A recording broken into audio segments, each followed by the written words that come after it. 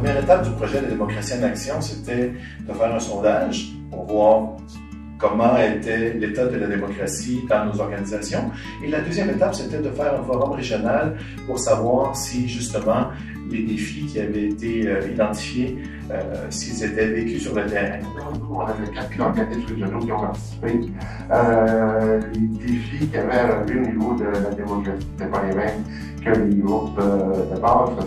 Tous et chacun ont pu nommer les défis, les difficultés ou les bons coups aussi pour ramener la démocratie. Je trouve que souvent, quand on a des rencontres, des réunions, des tables de quartier, on va être tous du même sujet, en jeunesse, en famille ou des corps d'eau.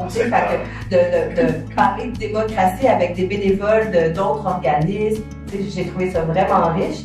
Puis que ce soit en théâtre forum, en Zoom, en visioconférence, je me disais, on se connaît pas, comment ça va se passer?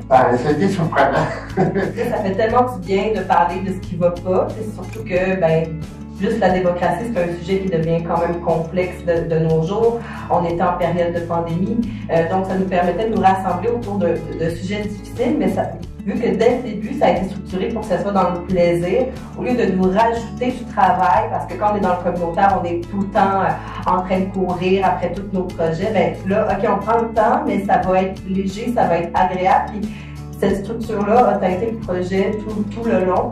Pourquoi on ne ferait pas ça 2 fois plus de plaisir?